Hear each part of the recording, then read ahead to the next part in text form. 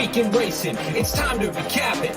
And who better to do it than Michael and Magic? Two bros/pros who cover the highs and lows of racing around the globe on every one of the shows. Real fans look forward to these guys and their last thoughts, cause they know they're not talking out of their royal ascot. What they say makes sense. So ladies and gents, sit back and relax as Blinkers Off presents The Magic Mike Show, where you hear the experts speak. The Magic Mike Show. Tune into the show every week. The Magic Mike Show. You can trust the show is the bomb because it's being brought to you by RacingDudes.com.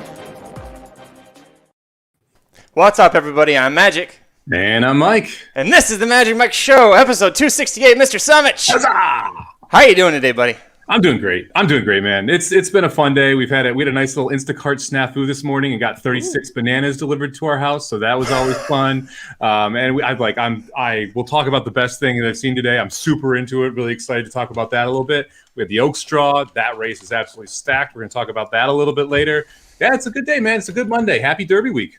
Happy Derby week to you as well. I woke up. Honestly, I woke up this morning at about 5:30, and I was just like, you know what? It just felt different this morning. I had the weekend where I kind of didn't really – I paid attention to Golden Gate, the Pick 4 tickets we put together, which we'll cover here in a little bit. And I watched the stakes action to see what I needed to do for the website. But other than that, I kind of took the weekend off because I knew that come Monday morning, it's like, okay, it's go time. And we start with the Oaks Draw, which we had this morning. So we're going to do a deep dive into the Kentucky Oaks because tomorrow – we'll be doing a live stream reaction to the Kentucky Derby draw as it's happening on the TwinSpires Twitter feed, which I think is where they're broadcasting at Odd Place. Along with that, you can watch the Racing Dudes. We'll be reacting to that live, and I'm pretty sure we could probably just feed that stream, and I think they'll have that on YouTube. So we're not replaying, we're not showing the race feed. I think we're allowed to do that. So Yeah, I mean, you're going to get – this is one of those weeks where if you're a Racing Dudes fan, you're going to get sick of seeing us. I think I'm live every single day this week somewhere. So lots of time on the show here, Monday through Saturday. But it's a huge week. I mean, I looked over the Oaks card before we started doing this. 6 graded stakes back to back on that Oaks cards on Friday. And that's before we even have a massive Kentucky Derby card on Saturday. So just a huge 2 days of racing. Can't wait to get into it. Looking forward to getting this draw done tomorrow, too. When I was posting the race previews for the Friday card, which just looks stacked even just besides the Kentucky Oaks itself, and Max Field is back in the Alice Sheba. And I remember like the knock on that you had, I think, before, definitely after the big cap was, who did Maxfield beat going into that to deserve to be such a big favorite? And you're like, you beat Sonneman twice. I guess who his top competition is in the Ali Sheba? Sonneman. So I think we've got a single, at least in that sequence right there. You might not know who you want to play for the Oaks. It might be a little wide open to you, but at least you can single Maxfield to beat Sonneman again, right? Yeah, I mean, you can pick Maxfield over Sonneman. We got to figure out who. I haven't looked at the card yet, so I'll have to see who else is in that race. I did see the 8 Bells, Nick. That is a loaded race too. I mean, there's just a lot of fun races on this Friday and Saturday. A lot of Trainers Point horses toward these 2 days because owners want to win it on Oaks Day and on Derby Day. And it always is some great racing. So damn close last year to a Monster Oaks ticket too. Hopefully we can. Hopefully having a good one. And the pick 6 for the 2-day pick 6. Oh man, that thing is going to pay. Like it is going to be. You got 6 graded stakes. And the Oaks and the Derby, let alone, are hard enough. But stringing 4 other winners together in a $2 denomination, that's going to pay a lot of money. Oh, boy. Even if you think that if you're like, the Derby looks chalky, man, there are so many ways to make a lot of money. And I've seen just about everybody on the team do it in one form or another. Even when you think it's super chalky, you can make a lot of money. I'm going to jump ahead. Sorry, go ahead. I was going to say, and when you say it's chalky, like this could completely change things up here. One of the things Griffin mentions here, Mattress Mac going to throw down $2 million on Essential Quality.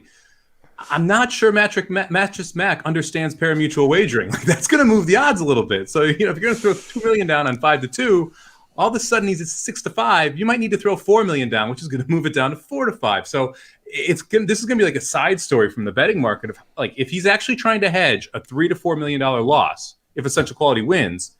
It may end up needing to bet $3 to $4 million on Essential Quality to win because he's going to continue to drive the odds down like that. So this isn't sports betting. You can't just get a fixed number and you're good to go. I'm not sure if like that quite has gotten through to Mattress Mac yet, but this could really be one of those secondary stories because if he's going to bet a huge amount to win, it means that you're going to see an overlay in the double pool. You're going to see an overlay in other areas. And normally I'd say that's a great place to bet it.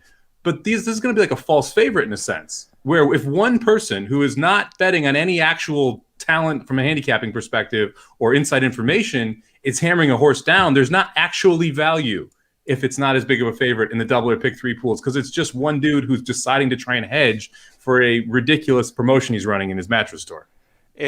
It really is crazy. I saw that and I just laughed because that was my first thought. I was like, he's going to put $2 million down on Essential Quality. And I'm like, how much money? I can't do math. If you've watched the show once, you know that. But I'm just trying to imagine how much money has to be bet on, hell, the rest of the top five. Forget 6 through 20, 2 through 5. How much money has to be bet on those horses more than was already going to go for them to even be close to what their odds are reflected in the morning line? And this kind of plays into something that Mike and I will be doing again tomorrow over on the BetUS YouTube channel, which will be covering the Kentucky Derby right after the draw and talking about the odds in the morning line and everything. When you use a site that has fixed odds like that, especially these overseas markets, that you can really get some good value. And Essential Quality, if you can get them, I forget what we were looking at, Mike, but I think it was about 5-2. That 5-2 is probably still low, but you can at least guaranteed 5-2. Mattress Mac is telling you 2-1, 9-5. I don't. That's really scary. Yeah, if he puts that bet down, 2-1's a pipe dream. I mean, that's going to just drive the market in another way. I've seen anywhere from plus 225 to plus 275 across the board right now on Essential Quality. So you got a couple different options. If you do like Essential Quality, you now need to play it in the fixed odds market because if and he may not make the bet, so I guess you don't need to, but that has to at least go into play here because you're not getting Essential Quality at 5-2 anymore if Mattress Mac is dropping $2 million on him. And the problem, Jason, you mentioned the Vegas market. I don't think they'll take the bet.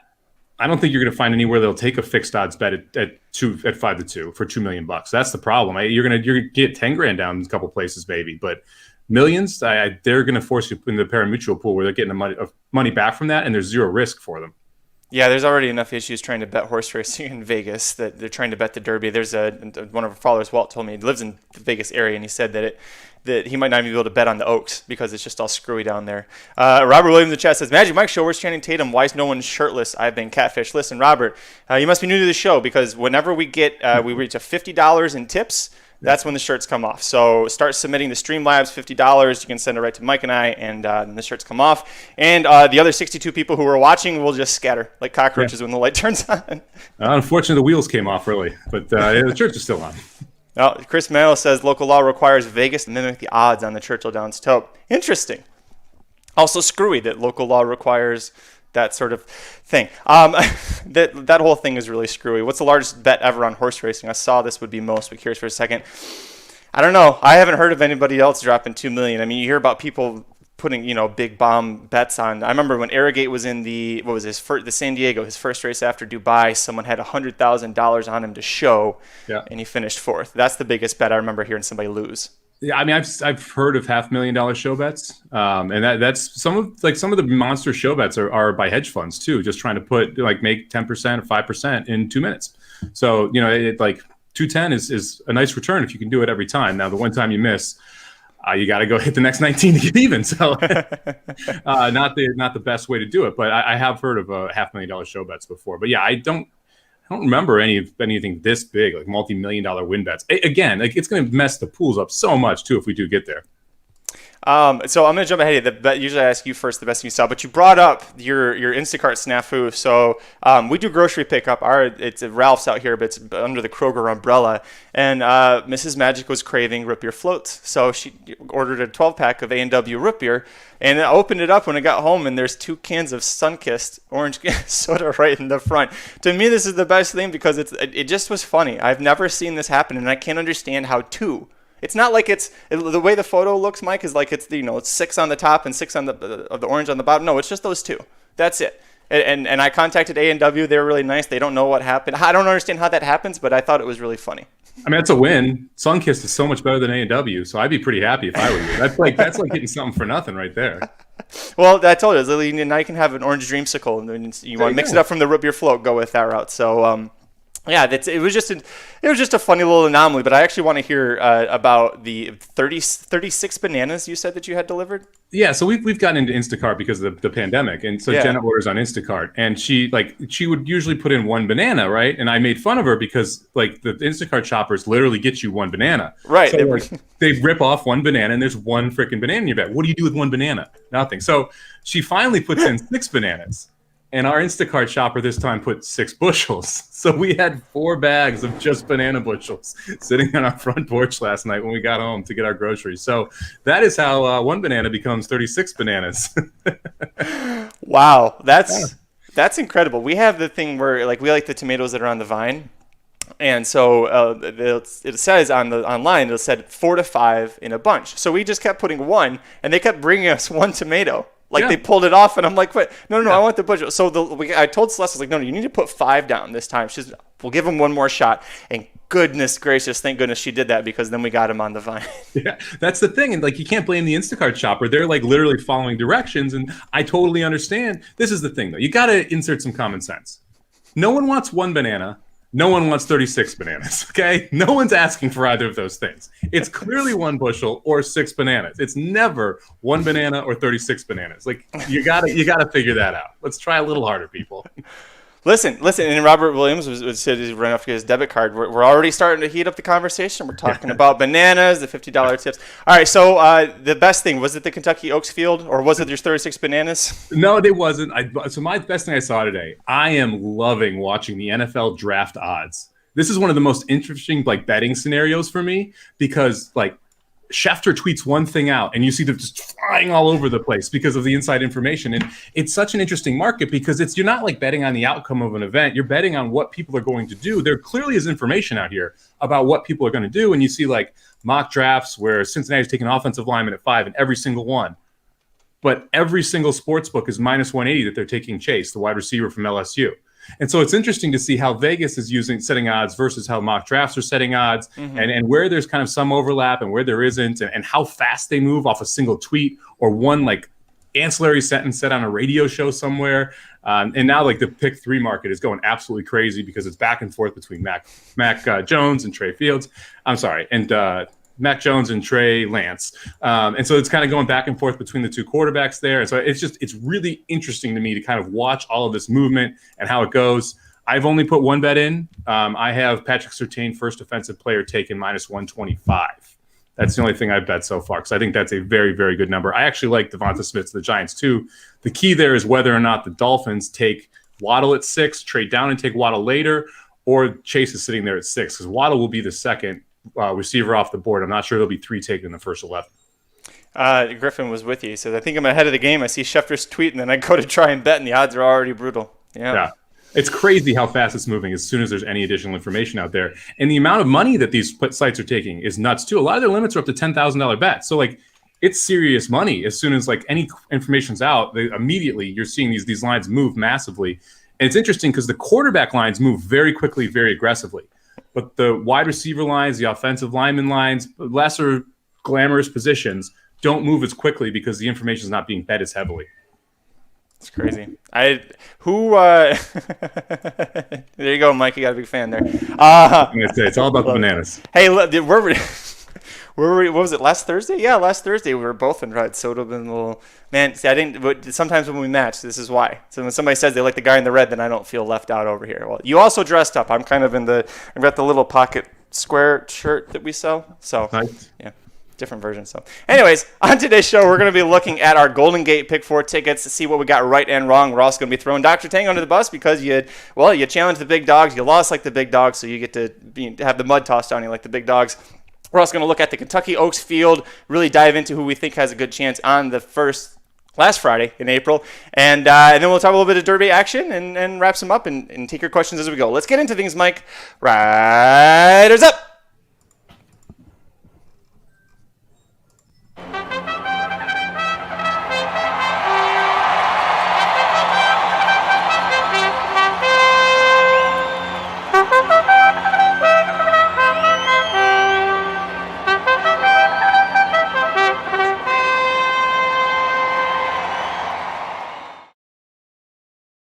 All right, Mike, let's head to Golden Gate Fields. They had a really wonderful, we're both trying to take care of it. They had a really wonderful all-stakes late pick 4 sequence this past Saturday, starting off with the Grade 3 San Francisco Miles, the biggest race of the year at Golden Gate Fields. First of all, hats off to Golden Gate Fields. I thought they put on a tremendous program. Matt Dinnerman is one of my favorite announcers in horse racing, and he was very kind to give us a shout-out this morning for helping support them. So if you were part of the team for the Magic Mike Show Army that was supporting Golden Gate Fields this weekend, thank you for playing along. Mike, this was a pretty short trip for you because that first race, the San Francisco Mile, you didn't like the favorite, the 3 Whisper Not. And the horse gets the job done, but doing a very different job than he had been doing in the past. And I think that you felt okay about how you handicapped it just because this was a brand new dimension from Whisper Not, wasn't it? Yeah, I totally don't mind. I don't mind not having the favorite here, especially when the favorite goes off at such a short price. And like you said, Whisper Not had to show a completely new dimension to be able to get the job done. And on top of that, Keeper of the Stars ran huge. I mean, so I properly assess the race from a pace perspective. It's just Whisper Not decided to completely run a different style of race. And you know what? If you want to lay, $1.80 to 1 on a horse running a completely new style of race, go ahead, be my guest. I mean, that's the kind of horse I want to try and beat. Whisper Not in this case just happened to be a little bit better than Keeper of the Stars, who was my top pick here. So, I'm not gonna be too hurt here that I tried to get out of this race going short without the favorite with a 6-1 shot, and the horse ran big and just didn't get home. So yeah, this is one of those where you just kind of throw your hands up and say, oh well, and I could have structured a little differently. And I talked about possibly singling the 7 in the next race. I ended up going deeper there. Didn't need to. The 7 obviously ends up winning. That would have gotten me to Whisper Not here, but I'm still never getting to the 5 in the third leg. So, I don't even feel that bad about it. From a ticket construction perspective, beating Whisper Not here was a pretty big key in this whole pick 4 sequence if you want this thing to really pay and you're not going to hit the $63 horse in the third leg. So to me, I don't feel bad about not using Whisper Not here. I thought this was a very good race from Whisper Not, though. Very impressed with the ability to be able to sit not just off the pace, but in fourth. I mean, we're not talking about like on the flank of the leader. We're talking about way off the lead and be able to come running. Keeper of the Stars ran huge too. It's just a solid horse race. Yeah, a great race from Whisper Not. I was real happy. Giovanni Franco is one of my favorite jockeys in California. Just a really nice guy. So I was real happy to see him get the job done. But Keeper of the Stars, this was a 5-year-old mare facing the boys. So she's a grade 1 winner, but this was still a really tough test because now she's facing the boys. I thought she gave a very good account of herself. You see why Jonathan Wong decided to put her in there when he had many options to do against her own kind, either in Southern California or up here at Golden Gate. So a good move there. I'm with you in the sense that we would have had to completely structure these tickets differently in order to get to that third leg, because that's the one leg out of this that the three of us all we completely whiffed on, and we can get to that in a little bit here. But you and I both liked Whisper Not, both like Keeper of the Stars. Dr. Tang and I both liked Whisper Not. So we got to go through to the next leg, and that's where things came to a screeching halt for me, because I was trying to beat the 7, Pizzazz, who was the 5-2 favorite here. I think you and I, Mike, maybe a little bit differently. We're thinking this is going to pay, and it did. It paid over $1,500 this sequence. We were trying to find the right race to try and beat the favorite. You swung and missed in the first one. I swung and missed on this one. Did you feel confident about how you played this one out? Because Pizzazz was coming from a very red-hot Richard Mandela barn down south. Yeah, I mean, this is the type of horse that I like to bet, and I kind of, like I said in the start, I thought about singling this horse. I didn't. I kind of wish I had, but again, I wasn't going to get there anyway. But this is one of those horses where, that last race makes this horse really bettable in my mind. And that sounds funny because the horse finished 12th and was 33 lengths back.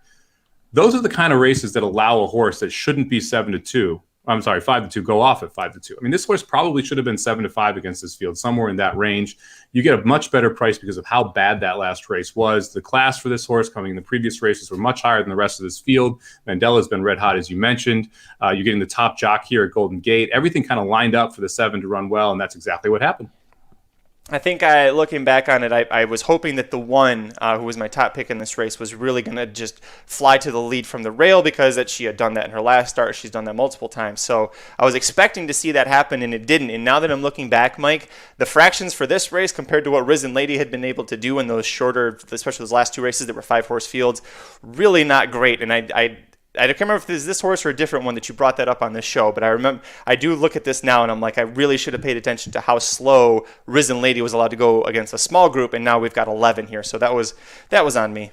Yeah, one of the things that I think most people don't look at enough is field size and post position that the horse broke out of. I think those are very important things, especially for speed horses. I mean, in this case, the one horse was able to go 50 seconds for the first half, was able to go 49 seconds for the first half in the 2 previous races. There's no chance this race was going those levels. And like you said, there were smaller fields, so you just have less horses competing for the forwardly play, or competing to be forwardly placed. So yeah, I mean, to me, the key in a lot of the spots, like Gulfstream Turf Course, I think is a great example.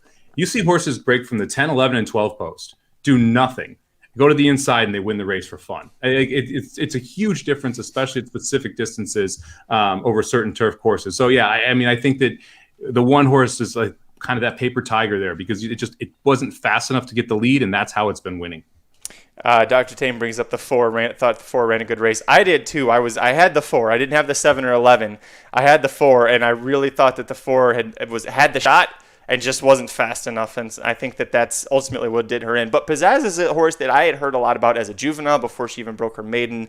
They had nominated her to the Breeders' Cup thinking that she could get there, and she just seems to be coming around a little later, but it's nice to see her get the job done. Speaking of getting the job done, we all 3 took a big swing and a miss on the 3rd leg here. This was the Camilla Urso Stakes, and you have the 5 Gypsy Spirit at 30-1, knocking everybody out if you were still alive using the Frankenstein ticket. Mike and I talked about earlier, this would have been an all for us to get to this spot. I'm still looking at it after the race. I went and looked back and nope, couldn't have played this one. Shortest race that it's run in its career, going 5 furlongs on turf. No. What about you? Yeah. Well, yeah, this was like you had to use all to get here in my mind. I mean, you look at the past performances for Gypsy Spirit. The horse is going a mile, cuts back to 6.5 furlongs, run its two of its worst races, 2 of the 3 worst races in the U.S. going 6.5. So why don't we cut it back to 5? Why not? Like it makes no sense that this horse then runs huge here. And of course the 10 horse, who's my top pick, gets nosed out. So it's just one of those races where you just kind of throw your hands up and you're like, yeah, I'm not going to get there. Like and I.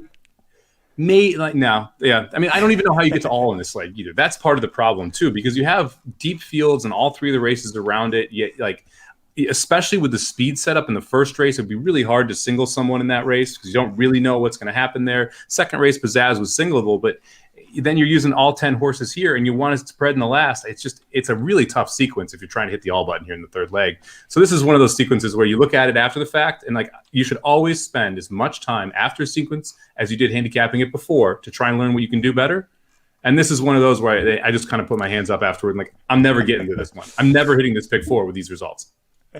Yeah, you had the 10, I had the 4. I just went 4-7, which were the 2 Jonathan Wong horses, and partly because I looked at this and I was like, I think this is the race where I can go the shortest, and then that happens. That's usually the case. Like if I have a single in a race, play a long shot because that's who's going to end up winning that race. I was pretty disappointed in Bohemian Bourbon here, though. That was the one horse that kind of stood out as a disappointment to me. I thought the 8 was going to run a lot better, and Bohemian Bourbon ends up running last and never even really engaged last. I mean, it was 10th at every call except at the half mile where the horse was 9th. Just a really bad effort from the 8. Yeah, terrible effort, and I hate to say this, but that's 3 straight bad efforts from her in this in 2021. And this is a horse that my racehorse and Spendthrift bought. I believe was it Spendthrift? Is that a Spendthrift or SF? Somebody bought her to be a broodmare, and they're like, well, we'll bring her back as a 5-year-old. We'll send her out to California with McCarthy and see if something can happen. And it's a weaker division out here than it is out east for the female dirt horses. And she's been terrible against them, and it's not getting any better. And I hate to say it, I think that we found out she's done racing. I think that this needs to be it for her because you didn't buy her to drop her down in class. No, and the thing is okay, fine. The last 2 efforts were against Charmaine's Mia winning both of them, Jolie Olympica, Mucho Unusual, Warren Showtime. Those are some tough horses. Okay, you can't get the job done there. Fine. This field was not that tough. This is one of those fields where you probably should have run a little bit better than you did in this spot. So I kind of agree with you. It may be time for her to become a mama. Boy, Jason here, it says after getting by the first 2 on the Frankenstein ticket, I really thought I had in the bag these last 2. Listen, the Frankenstein ticket has been working pretty well. So when it looked like the Frankenstein ticket after 2 legs was working, I don't know if I texted you in the moment or later, but I was like, shit, this is good work for somebody. Somebody usually like Jason ends up playing it. So sorry, I still say if 5 picks please didn't have to. If she wasn't also eligible, I think she could have won that race. But we'll never know. We'll move on to the last leg here, Mike, the Lost in the Fog Stakes. And we have a repeat winner, the 2019 champion, Any Port in a Storm, rediscovers that 2019 form in his first start since December. Maybe it was just the return to the synthetic that woke this horse back up. Maybe it was the time off. Something happened here where Any Port in a Storm takes a big step forward. And I said it on the show, I'm using him because Peter Redekop sends horses to Peter Miller and they rediscover that form as they get older here. And by the way, this is a 7-year-old who won a sprint race stakes. Peter Miller, really freaking good at doing that with these horses. Yep. I mean, I didn't use this horse, and I don't regret not using this horse based off of form. I regret not using this horse based off of Peter Miller. I mean, that's the frustrating part here. Like the last two races just weren't good enough to win this. 85, 86 buyers. Race before that was a 73. Before that was an 86. This horse ran a 98. I mean, that's the fastest buyer this horse has put up in 2 years. It's a monster turnaround from what we'd seen. Absolutely huge effort. I don't know. This one just shot forward that day and was able to get the job done. And sometimes you just got to use trainers in certain spots. I will probably be using Miller in perpetuity moving forward at Golden Gate. Not going to lie. Like after this and the last on Sunday, probably just going to use Miller a little bit here at Golden Gate. One tip I will say is because it's a horse that this is a trip note that I've had for a long time, and it's proven out to still be pretty correct. The one horse, Thanks Mr. Eidson, I didn't use him. I think he's a nice horse. You look at his form, but he cashes a lot of nice checks for you if you own him. This horse cannot go beyond 5.5 furlongs. He cannot win a step beyond 5.5 furlongs. So when Del Mar kicks off their season, their turf sprints are limited to 5 furlongs.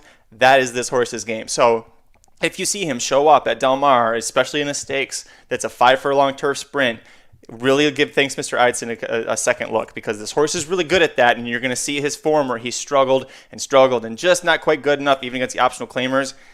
Ignore that if they go to Del Mar 5 furlong turf sprint. Man, it's crazy too, because usually when you see a horse that is really good at 5 furlongs, they're a speedball and they give it up. Mr. Eidson's a closer, and he's coming from the back of the pack. And so it's very interesting to see a horse that struggles at longer distances who's a closer versus wanting to go shorter. But the form backs you up on it. Well, once more, we'll take a look here. The pick for, that's the Golden Hour. Geez, the Golden Hour was nuts, by the way. Both days.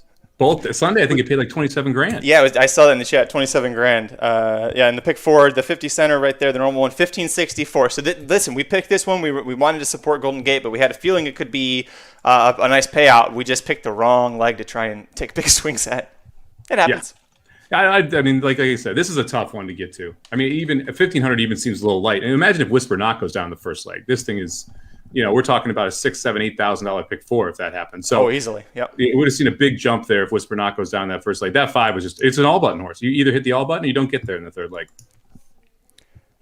All right, Mike, the Kentucky Oaks was drawn earlier this morning. Malathat was made the 5-2 favorite, which was a little surprising. I and a lot of other people were believing that Travel Column, the Fairground Oaks champion, was going to end up getting the favoritism. But no, the undefeated Malathat, post-10, 5-2 favorite for the Kentucky Oaks. There's going to be a lot of Kentucky Derby talk from the Racing Dudes team, including tomorrow we talked about we're going to have the live stream reaction to the post-draws for the Kentucky Derby. And then literally just throughout the week, we're just going to hammer the shit out of the Kentucky Derby talk. So we'll take some time, focus on the Lilies for the Phillies here. First of all, Mike, let's start with the favorite Malathat. 5-2, that's a short price to take on anybody. She is undefeated, but do you feel confident at all about it? Not that confident, to be honest with you. I'm not I like Malathat, but the numbers show that she shouldn't. And there are 3 horses that here are between 5-2 or 3-1. So you do have almost co-favoritism across 3 separate horses. But if she gets bet down at all on race day, I think there's a lot of interesting options here. I mean, she won by a head over Past the Champagne last time, who has every right to improve again. And Past the Champagne's sitting here 15-1 on the morning line. So I think this is a really interesting, fun betting race. Yeah, definitely. So take me through who you want to go through. You want to go post by post? You want to talk about who you're looking to play? What do you prefer to do here? Let's go post by post, whether or not we think horses are playable. Perfect. Start with the Rail Pauline's Pearl. This is the first of 2 from Steve Asmussen's barn. Interesting that Ricardo Santana Jr., being Asmussen's top rider, is going to be riding Pauline's Pearl. He was aboard for the Fairgrounds Oaks, for the what is it? The Fantasy Stakes at Oakland Park. Sorry, Aaron. Almost forgot that one. So 20-1. This to me, Mike, feels like if you're going to find a long shot to play, this is the horse that I'm looking at. I like Pauline's Pearl over Clairiere. I would rather have this Asmus than the other one. They're both Stone Street, so you got the same ownership group. You have Santana ending up on this horse, and the progression just from Pauline's Pearl is much more impressive to me. I like the steps forward that we've seen the last 2. So horse by Tappet, so she should be able to go all day. 9-1 is a nice price amount. That nice. So she should be able to go all day from a distance perspective. And I kind of like the rail draw in this spot. There's not a huge amount of speed signed on, so she should be able to get a pretty good spot in that sense. And look, Asmussen is pretty good with these younger horses. I'd rather sprint with Asmussen, but I'm still not going to knock him from this spot. So I think Pauline's Pearl at 21 is a good value. It's interesting, too, the Steve Asmussen horses, Pauline's Pearl and then the 3 Clairiere we'll talk about in a second, they're both by distance sires out of Grade 1 winning mares. and they're Not bad. both owned and bred by Stone Street, who also bred Malathat, your 5-2 favorite, who was a $1.05 million yearling purchase. So Stone Street holding some pretty nice cards in the Kentucky Oaks, whether they own the horse or they just bred it, looking pretty good.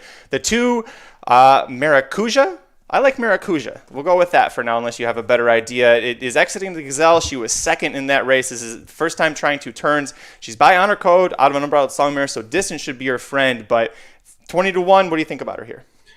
You kind of need every bit of that 20-1 if you're going to play her. That last effort was a huge step forward. And you know, like you said, first time 2 turns, so she has every right to take another step forward here. But you're really you're betting on the come versus betting on actual past results. So I'm not sure I want her in this spot, although I would be interested in her in stakes races in New York down the road here. Yeah, she's only raced at Aqueduct, all 4 starts with a win, 2 seconds, and a third. I'm with you. Maybe at the bottom of the Super. That might be as far as I'd go with her. The Gazelle Stakes to me wasn't visually impressive. I'm not high on search results, and Maracuja was actually, she slipped off just a little bit in the stretch. She fell behind a quarter length in the last 8th mile. And search results seemed like she was hitting that wall pretty hard. So I'm not a big fan of her, but I think as she develops, like you're saying, Mike, you get her to those New York Stakes, she'd be interesting. All right, Clairiere, out of the multiple Grade 1 winning Cavorting by Curlin. Boy, this horse physically on the track looks the part. My concern, I think she's just going to have way too much to do when we get to the Kentucky Oaks. Yeah, I mean, she's going to be coming from the back of the pack. And like, I know Travel Column has lost to Clairiere.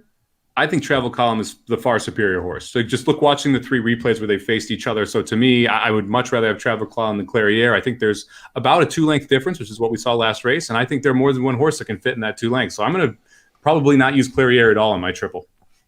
Crazy Beautiful, the 4-horse, 15-1 for Kenny McPeek. And boy, McPeek at a price, especially in big races like the Oaks. That's when it gets real dangerous here. She's exiting the Gulfstream Park Oaks, a very nice victory for her. She was second in Alcibiades, second in the Pocahontas as a juvenile. Had a rough trip in the Breeders' Cup Juvenile Fillies. Is she peaking at the right time for her 3rd start? Do you like her at 15-1? I'm going to chuck that entire Gulfstream Park Oaks race. I mean, we talked quite a bit about Milfoil. We were sent a video about how to actually pronounce this, so I'm going to come with the heat here. Thank you, Manu. So yeah, look, I don't like that race at all, and I because of how Milfoil ran that race, I can't touch any horse that is in this spot, because if she's second, and look, Crazy Beautiful did nothing wrong to win, but the time wasn't good. The buyer didn't come back that good. I'm not sure she beat that much. And I wasn't high on her going into the race. So you add all of that up, and I think this is a really good field. She's not one of the ones I think is going to be able to beat everybody here. Yeah, I think, again, with her running style a little bit like Clairiere, I think she's just going to have too much to do. And these horses, you got to remember, first of all, these fillies have never have faced 14 or 13 other rivals, so they have to deal with that for the first time. Most of them have never tried going this far before, so they have to figure that part out. So there's a lot of things they're being asked to try to do for the first time. And I like horses in this race, in the Kentucky Derby, who are going to be more forwardly placed early, because a big reason, it's a lot harder to get yourself into trouble when there's 1 horse in front of you as opposed to 13 of them. So something to keep in mind. 5 Past the Champagne, 2nd start off of the layoff for George Weaver.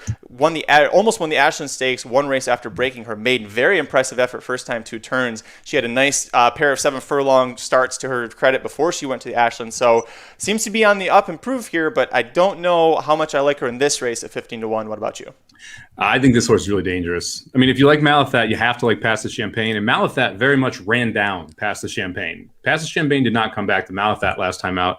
Past the Champagne hit the gate in that race at the start, so you can give her a little bit of an excuse if you want to there.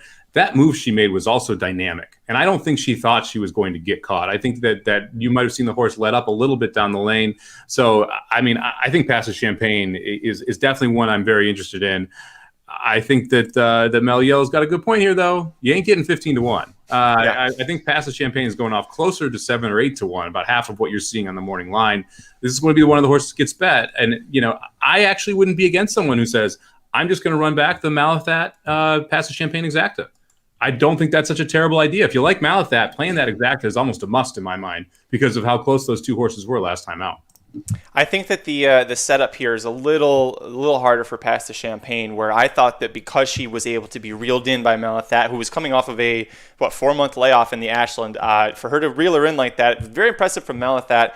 I think that with having to face the next horse we're going to talk about, Travel Column, I think that's going to be her undoing in this race. I think this is a great filly when you're looking at 2021 as a whole. I think this might just be a little bit too much. However, George Weaver, Javier Castellano really love to F up my tickets on the big days with horses. If you remember the Breeders' Cup Friday undercard race, the two of them teamed up with the also eligible that managed to get in. So they're very good together. So if you do like her, and especially like Mike said, if you like Malathat, maybe you really have to give her a second look. But let's go to Travel Column, who a lot of us thought was going to be the favorite, co-second choice at 3-1.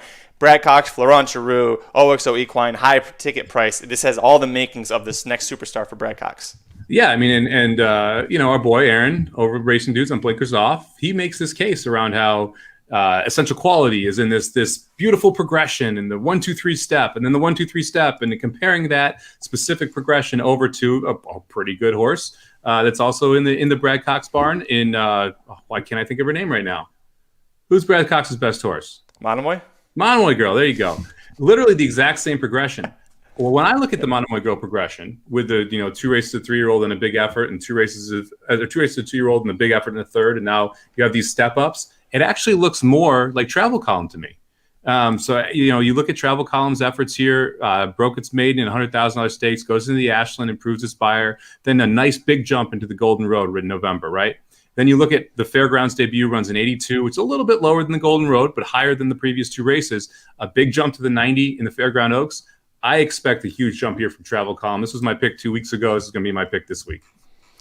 Boy, I really wanted to keep. I've been on the Malathat train since the day after Moonlight Darrow fell off the trail. But the more I think about this, and honestly, the more I listen to people who are smarter than I am, I'm like, God, I think with the pace and everything, it just seems to really be setting up for Travel Column. What is a price that you think we get on her? Because 3-1, I was thinking if anybody's gonna be 5-2, it would have been Travel Column. What do you think we get on her at post time? I think it's going to be close to 3-1. I mean, that's the other part of it. I think that there's a lot of reasons to like Malathat. I think Malathat's taking money.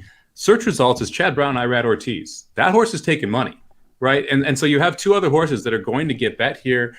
Even like Clairiere beating Travel Column 2 back, I think really helps Travel Column's price because Clairiere is going to take some money in that sense. If we think that Pass the Champagne is going to go down from 15 to 8, you can't have all these horses dropping in odds. Some of them have to float up or stay flat. I think 3-1 is probably close to what you're going to get on race day. Nick Feldman in the chat says worried about Travel Column and Clairiere because their 3-year-old figures have yet to reach what they ran at 2. I'm guessing you're using maybe Brisnet or Timeform. The buyers are better for them, but that is just one of the main speed figs. So Nick, I know there's a little bit of a delay, but let me know what figs you're looking at there because I am genuinely curious as to see which one is going to be. It hasn't been looking as nice, or maybe it's the Thoroughgraphs too. Which, by the way, Vinny sent me the Thoroughgraphs for the Derby contenders. I still haven't looked at it. I'm scared to death of looking at Thoroughgraphs because I feel like it's going to be like looking at quantum mechanics. There's a YouTube video or 2 you're gonna have to watch before you understand them. We'll put it that way. It's not Okay. like you can't just look at them and be like, "Oh, that makes sense." Like, no, there's a little bit of work that needs to be done. Yeah, Nick says Brisnet figures. Okay, listen, Brisnet. I mean, I have respect time for him. I know it's what Aaron loves. I have respect for Brisnet too. So Buyer-wise, Travel Column went 73, 77, 85 as a 2-year-old. As a 3-year-old, ran 82 and then 90 in his second start out. Yeah. So, and I know who has the highest buyers, and it is not that horse. Let's talk about the next one here. Ava's Grace, the 7 for Robertino Diodoro. Boy, he loves to have some success with these Leoban horses from the first crop here. Second in the fantasy behind Pauline's Pearl, ahead of Coach. I don't know how much I really trust the Oaklawn form this year, but that was the first time going 2 turns. Big improvement. Yeah, it's funny. I tweeted out Saturday. Sometimes the 50-1 horse is the most important horse in the race, even though it has no chance at winning. Welcome to Ava's Grace's life right here, right? 50-1 morning line, and is going to be 100% important to this race because of the pace presence. But I don't think it has any shot at holding on. This horse was there's a lawn chair this horse is still sitting on the Oaklawn stretch when it hit the wall that it hit about a mile into that race. And we're going longer distance here. Yeah, I know the horse still finished second, but no one was moving besides the winner in that race. To me, this is one of those where I think Ava's Grace is important to the pace pressure, but at very little to no chance of holding on. Miraz is a horse that has pissed me off one too many times, and I can't play her anymore, but she's going to have Flavien Prat riding for the first time here. Boy, Better Reasonably is going to be in Kentucky this weekend, and he's just losing mounts left and right. I feel bad for the guy. But this is Mike McCarthy trainee. I really thought that when Moonlight Doro went down, I was like, this is the horse that's going to take her spot out in California. And nope, hasn't done that yet, so I don't want anything to do with her, even with Flavien Prat named to ride. Yeah, I mean, I don't love this horse on paper, but I do think this is the unknown horse because this is the only horse that's coming in from California. And so maybe this horse, maybe California's just better than what we've seen out east, and I don't necessarily believe that. But if you want to throw a horse on that's kind of the unknown selection, to me, it's Mraz. I think we have a pretty good idea of what everyone else is because they've all competed against each other. We don't have anyone that has competed against this horse in this field, and so it's a little bit harder to assess where this horse fits. That's true. She also, not to keep knocking on poor Mraz, but she in her debut was extremely erratic pre-race at Los Al, and that was the one time she really had to deal with some crowds because Los Al back then just didn't give a shit. But I would be careful with the Kentucky Oaks with the crowds. We've seen things get nutty, but this is daughter of Empire Maker. I have an AP Indy mare, so maybe she just needs some time. She should love every inch of the ground she's going to get here. Let's talk about Coach, another one from Brad Cox. He's getting Luis Saez aboard, but 50-1. And you think, well, Brad Cox, 50-1. We saw him do with She Dares the Devil as a long shot in last year's Oaks. I don't think this horse is going to be She Dares the Devil this year. I don't think so either, but I wouldn't talk anyone out of playing this horse at the bottom of the Super. I mean, that 86 in the fantasy was a decent number. Pauline's Pearl, who won that race on the rail, was 4 pounds lighter that day, and you're getting 20-1 on that horse. I mean, I don't like Ava's Grace at all, who finished in the middle of those two. This horse has been beaten by Will's Secret twice, and I don't really like that horse, who's 30-1. But the one argument I will make here is that this horse improved quite a bit in that fantasy, and if we could take another step forward, then the horse kind of fits, and Saez seems interested enough to take them out. So that kind of piques my interest a little bit. Let's go to Malathaat, the 5-2 favorite. Todd Pletcher going for yet another Kentucky Oaks victory. Daughter of Curlin, second start off of a very long layoff, and she went into the Ashland 4 months of rust, somehow got the job done. Very visually impressive. Now gets a jockey switch back to John Velasquez, who was aboard when she won the Mile and an Eighth Demoiselle back in December here. I love this horse. I've been on her, but 5-2. Oof, that's a tough price to swallow here if it's just her second start off the layoff. It is, but she's a deserving favorite. I mean, I kind of, when you look at the buyer progression, the 89 first time out, she's eligible to take a big time step forward here just because it's the second start in the 3-year-old campaign. And one of those things you got to kind of trust how Pletcher brought this horse along. I mean, if the horse comes out and runs that big in the first effort, Pletcher knew she was ready to run big. He was setting her up for this specific Friday in April. So you got to think that Pletcher is going to have this horse keyed up and ready to go. And I respect this favorite. I think it's tough to swallow 5-2 in a 14-horse field when it's this competitive. But if someone's really passionate about Malathaat, I wouldn't tell you you're wrong. Still passionate. don't know how strongly I want to just yell that out the window that I feel that I'm passionate about it. But you're more like 18 bananas, not 36 anymore. Yeah, 18 to 20 bananas is probably in that range. Yeah. Will Secret has made enough money to pay for a lot more than 36 bananas. She won 3 straight. Started at Oaklawn, then went to Oaklawn and won back-to-back the Martha Washington the Honeybee Stakes. Then went to Keeneland and was a well-beaten third in the Ashland behind Malathaat and Pass Champagne. She was a lot farther off the pace that day, so maybe that played part of it, or maybe kind of my theory, again, that Oaklawn form really not that strong. She went to Keeneland and got beat pretty good. This is Dr. Miranda's favorite horse, so sorry, I'm not in love with this horse, but what do you think about her? Yeah, no thanks. I mean, the problem is we know who this horse is. Those last 4 efforts are all about the same, and none of them are good enough to be within 5 lengths of the win. Yeah. Sorry. Yeah. Listen, if Dallas Stewart is going to win one race over the weekend, it needs to be whatever race Starring in My Dreams ends up getting his ass to figure out what to go into. It's like everybody, right when it was time for Starring in My Dreams to be the next one up in the Derby, 8 people changed their minds. They're like, well, I mean, if he's going to make the Derby, we should put our horses in. So thanks to all of you guys. Jared is calling connections. As soon as someone's out, Jared makes a call to whoever's 22nd on the list, but kind of just in front of us. And they're like, well, how about you just get in the Derby? Just get it in there. Come on. It's good. Don't worry about it. You're at Barks right now. You should run in the Derby. All right, Mike, the next horse on the list here is a horse making third start off the layoff, has back-to-back buyers that are better than anybody in this field has run, and she's got Chad Brown and Irad Ortiz Jr. on her side. 3-1 should be a dream, right? On a big stage like this, did I tell you all those factors? How did you not play search results here? Not in love with this horse. What about you? Here's the problem with search results and those 2 races. Okay, the track variant, which is one of the numbers that's listed, was very slow for both of those. But oh my God, those times were bad. 1:39 for a mile, 1:54 for a mile and an eighth over at the Aqueduct Mud. Now, again, the variant was low, so you kind of give them a break for that. But then you look at the field size, and we talked about this. These are 2 6-horse fields. This horse was 2-1, and the reason the horse was 2-1 because the horse that ran second, Miss Brazil, was a heavily bet horse. It was not very good. No. Like, I'm sorry, but it's not very good. And then you have in the Gazelle, the horse goes off on 40 cents in the dollar. Search Results was supposed to roll in that race and did what Search Results was supposed to do. But when you have a paceless race, you have the best horse in a short field going a distance that really only that horse wanted. I mean, first off, I question the 92 buyers. I'm not sure that those are accurate because you don't have that many races run at these distances at Aqueduct right now. So there's a little bit of an issue there I have with it. And the runs that are run are like the really slow, low-level claimers. So that can give you some variance on the buyer number that I don't necessarily love. All that adds up to me not really liking this horse at 3-1. You come back to me at like 10-1, we could talk, but I can't handle the 3-1 price in this spot. This horse could hit the triple, like it makes sense. The running style fits, but you're going to need to be legitimately faster from a horse perspective, not a better buyer, but like a faster horse than what you've seen in the last couple races. And I just, going from those 6-horse fields where you're getting a dream trip to going to a 14-horse field where it's just not going to be that easy. I can't swallow the price. It just, man, it's just crazy. All of those things line up, and you look at it, and this is why it's important to read between the lines of what's going on. Everything that Mike said, I agree with. I forget Aaron's exact quote, but he had a great comment about how just Search Results hit a wall, and nobody else could pick up the pieces. Nick Feldman mentions that she did have a faster time that day than the 4-year-old males race and the Wood Runners.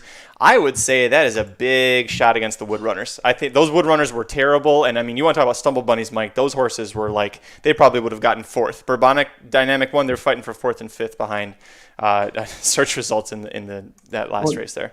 And that's what I don't, Nick, I don't know the level of that 4-year-old race. So I'd love to know like what level, if it was a low level claimer, it was like, because I think that also matters. Mm-hmm. The Wood Runners, I mean, that race fell apart and I didn't like anyone in there. So I'd like, to me, that's, like you said, Magic, that's more of the knock against the Wood than I think it is necessarily a plus for Search Results.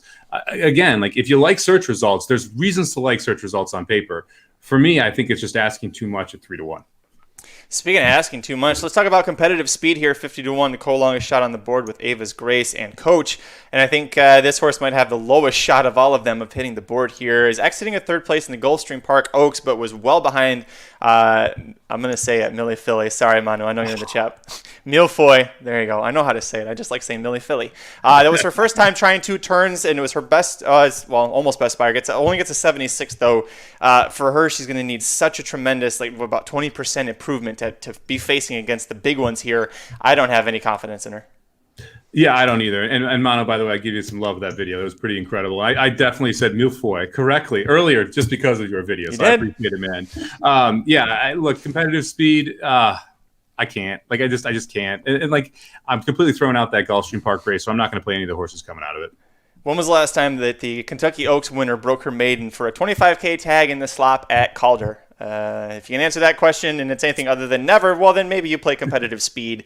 Otherwise, just move on to the last one. Milfoy all the way on the outside, and I think that just puts the final nail in this poor horse's coffin in terms of trying to win the Kentucky Oaks. She is a daughter of Curlin, so she should love the distance. She's got Bill Mott on her side. She's a Juddmonte Farms homebred, so the pedigree is there. But, man, she has not looked good as a 3-year-old. I love this horse, too. She has not looked good at 3. Yeah, I've been really disappointed in the last 2 starts. I mean, the 1-2 back, I think you had an excuse, right? And that's why I played her back in the Gulfstream Park Oaks. The trip she got in the Gulfstream Park Oaks was pretty much perfect. Like, if you can't win that day, you ain't winning. And that's the frustrating part because I love the price. I thought we had the best horse. I wanted to be Crazy Beautiful that day, and she just stopped. She just didn't get there. And like, she hit the lead and she just didn't keep going. Crazy Beautiful rolled right by. So yeah, I got no interest today. All right, Mike, let's put a bow on it. Give me your Kentucky Oaks top pick and your long shot that even if she maybe not is going to win, you think has got a real strong chance of hitting the board. So before we do that, real quick, Nick said the 4-year-old males was the Excelsior. It's a 250K Grade 3 stake. So that's interesting to me. I didn't realize it was that high of a level. So maybe boy modernist. Maybe that validates the buyer a little bit more, but I still am not sure. Yeah, I can't get the search results still. It doesn't validate it. I just told you Modernist won it. How does that validate search results? Modernist would be the favorite in this race. Good right? God. Nope, I'd still take Travel Column. All right, well, maybe not. But yeah, like Modernist would be close to the favorite in this race if it was, a 4-year-old male facing the ladies. So, look, top pick, Travel Column. I'm not changing that. I think that the progression that you're seeing from Cox here between the 2nd and 3rd start and the 2-year-old season, now to the 3-year-old season, I think Travel Column is a good play here at 3-1. Price that hits the look. I like Pass the Champagne. If you're getting 15-1, I don't think we're actually gonna get that. I would go to the rail. The 1-horse Pauline's Pearl at 20-1 is a long shot that I think can hit the board. Boy, we're going to agree on that one. Pauline's Pearl is my long shot pick. And if you've been listening, you know I'm going to stick with Malathat, but I'm going to pull a Jared, and I'm going to hedge. I'm going to say both of them are going to be on all my tickets. So I'm going to have Travel Column and Malathat, which you might say is poor ticket construction because it's two of the top three. But as Griffin Wassick says here, I'd rather bet Travel Column 3-1 than search results 3-1 all day, every day. Yeah, I mean, if you like Malathat, playing a try with Pass the Champagne and Malathat over, Pass the Champagne, Travel Column, Malathat over, Pauline's Pearl, Pass the Champagne, Travel Column, Malathat, $12 for $1, I think is actually a pretty good bet because you're able to get Pass the Champagne. There was only a head between those two horses, and yes, Malathat should improve. So should Pass the Champagne. So those two should both be right there at the wire. If you like one, you got to kind of have to play the other. But I still think Travel Column is a class in this field. Well, if you want more Kentucky Oaks coverage, make sure you go to racingnews.com. We have the full preview, which is going to be up here on the on the screen in just a second if you've been watching live or the replay on YouTube, Facebook, Twitter. Thanks so much for joining us. Do me a quick favor. Hit like, subscribe, hit the notification bell so that whenever we go live, whether it's the Magic Mike Show, the Rocket Hour on Wednesday through Fridays, or Blinkers Off, because God knows whenever they never keep to a time. So that way you'll actually know when they go live, participate in the fun chat, turn on the notification bell. You'll be alerted to when we go live. And over here at racingnews.com, the Kentucky Oaks preview that Aaron Halterman has written is available right now. Malathat, the 5-2 morning line favorite, and he is agreeing with Mike Somich right there. Number 6 Travel Column is his top choice. He does love Malathat as well. So that made me feel a little bit better. We also have full in-depth coverage and the breakdown of how to play the exotics, the multi-race wagers. That is going to be part of the Inside Track to the Kentucky Derby wagering guide, which is available now at presale or for presale at racingdudes.com. A few people have emailed. You've already bought the presale. That's wonderful. Thanks. They're asking when they get the guide. It's not available yet. They got to draw the races first. We got to get that part first, and that'll happen Tuesday morning at 11 a.m. Eastern, 8 a.m. Pacific. And when that happens, you can join us right here on the YouTube, Facebook, Twitter pages. The Racing Dudes team will be live reacting to the draw. The draw is more important this year than in any other Derby that I've seen before, Mike. So I'm very excited about that, and I'm excited to talk Derby with you and the rest of the guys. It's going to be a lot of fun. Yeah, it's going to be a blast. Yeah, we're going to be on tomorrow live around 11 a.m. Eastern for the Kentucky Derby draw. Magic and I are going to be doing a Derby draw, runners moving up and moving down, and going to give our official picks on Tuesday, the week of the Kentucky Derby, on the BetUS stream. So make sure you check out their YouTube stream as well as their Twitter stream for that. Then Thursday, we'll be back, and we're going to do the late pick 4 from Churchill Downs on Saturday. So you're going to get the late pick 4 choices from Magic and I for that huge Saturday of racing. Hopefully we can knock this one out of the park and get it home. And then, we'll be – I don't know if we're going to be live on Saturday or not. We've gone back and forth there. I know Darren and Jared will be on track, but you'll be sick of us by then. I think I'm going to be on the America's Best feed on Saturday. I think you are too, aren't you? No, I didn't commit to it. At this point, I'm trying not to commit to anything because I never know when I'm going to get the hook. Gotta get hooked and go out to the hospital. Yeah, I imagine it's probably going to be around 5 o'clock on Saturday, right? That's just that's everybody's thought. It's like they're going to be rounding the turn, and that's when it happens. I'm like, yeah, probably. Murphy's Law, man. Yeah, the Preakness Stakes. Was it the Year Justify one? I can't remember. It's been long enough. I think it might have been the Year Justify one. We were at the old apartment, and one of my 2 dogs loves watching animals on TV, but he reacts, and so he'll run forward and he puts his paws up on the TV stand and he sits there and barks at the horses or whatever's happening. The Preakness Stakes goes off. Right as they break out of the gate, the damn dog flies off the couch, runs across, and he jumps in the air because he's so excited at all the horses. He lands on top of the TV stand, slides across it, falls between the TV stand and the wall, and lands right on the power strip and he lands on it, and it shuts off everything. The modem, the cable, everything. I pick him up, and I throw him to my wife, and I'm frantically trying to turn everything back on, and everything, it takes a router forever. Yeah. I think it was Justified. Even longer. It wasn't Justified's year. I can't remember who it was, but because I remember watching that one. But it just it pops up and there's the winner, and in the gallop out, and I just was I've been all day waiting for this, and I just was like, it's a shame it wasn't the Justify year because you would have seen as much as anyone else through that fog. Yeah, that's true. That's how I knew it wasn't because I remember watching that race in the San Diego press box and everyone just leaning in. We're like. Wait, Do you see anything? Is that might be Mike Smith, or that just might be white in the air? I can't really tell. One of the cooler on-track race experiences for me. My dad and I went to that Preakness. I'd never been to Pimlico before. That's right. Yeah, you were there. And man, the coming out of the fog, no one in the grandstand had any clue who's going to win the race or who's even in the lead. And so it was interesting as each section of the grandstand saw who was in the lead, the noise got louder and louder and louder and louder until like finally at the 16th pole, you saw him emerge from the fog because we were at the finish line. It's just a very, very cool race, cool experience at the track. This is going to bug me. Who the hell? What year was it? I want to say, God, this is going to bug me. Oh, it was War of Will's Preakness. That's what it was. That's also why I was mad, because I love War of Will and I didn't get to see him win the Preakness. It was tough. Carol says, don't get a Jack Russell. No, I've heard many horror stories about that. One more question. We'll get out of here, Mike. A post position question. A good way to end it. Griffin wants to know, what position do you think Rock Your World needs? I'd say 5 through 12. I would say inside of Medina Spirit? Inside of Medina Spirit. And I think that's the key, because I think those are now, with Cattle River out, those are now the two likely horses to send. And everything I saw in the Santa Anita Derby tells me that Medina Spirit is faster than Rock Your World. I mentioned this before. Go back and watch that replay. Medina Spirit's getting held by John Velasquez, like just choked back in the first quarter mile. And Rock Your World is getting pushed along to kind of move out there. And then you have a 45-1 shot that splits the two of them, pushes Medina Spirit way out wide, and all of a sudden Medina Spirit can't even press Rock Your World. I don't see Velasquez allowing that to happen in a 20-horse field. And it's interesting. We went back and forth on the text chain, and we'll go into a lot more of this. We've got plenty of time to talk about it. But Jared mentioned, well, now like 5 or 6 jockeys who think they can make the lead, and that's all true.